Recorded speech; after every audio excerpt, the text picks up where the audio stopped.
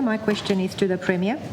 Premier, why are you and your ministers constantly misleading the public, giving the false impression that by declaring Macquarie Point Stadium a project of state significance, you are a step closer to building your pet project?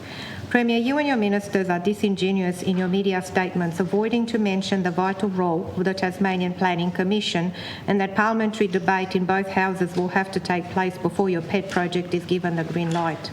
You said you want to lead a government with integrity. There is no integrity in using media spin to give Tasmanians half-truth. Premier, are you going to be truthful with the Tasmanian people about what project of state significance means and how far away you are from your pet project even becoming a reality? Question.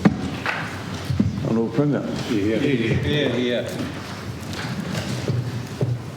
I thank the honourable member for her question.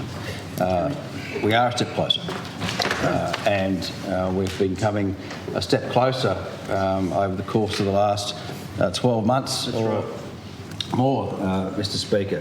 And when we had the project of state significance amendment in the House just a month or two ago, again, we were a step closer to realising our dream, of course, of not only of AFL and AFLW team, but of course that huge investment and urban renewal investment and precinct, of course, which is the catalyst for that is the stadium.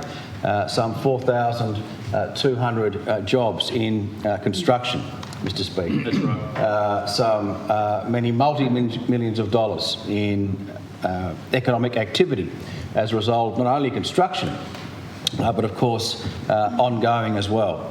And the urban renewal precinct plan clearly demonstrates that opportunity across Macquarie Point.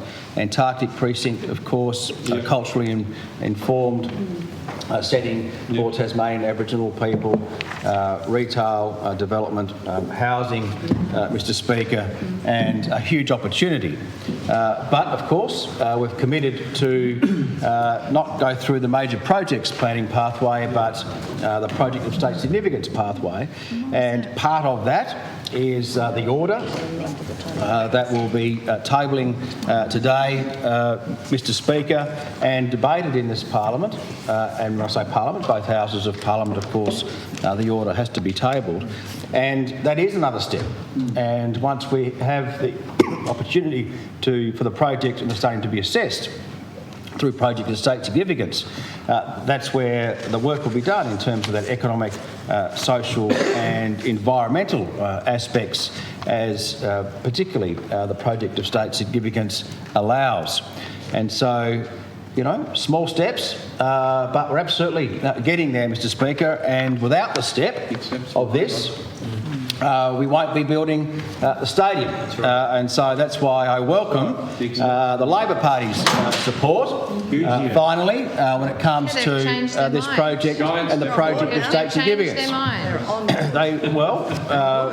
Dr Woodrow, they did say they would fight the project every step of the way, do everything they can to stop it, up until the point where they have to actually support it.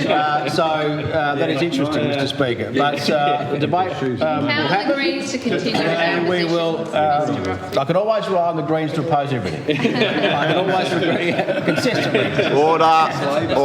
The one consistent thing in this Parliament is the Greens will oppose jobs and opportunity, Mr Speaker. But at least you're consistent. Mr Speaker.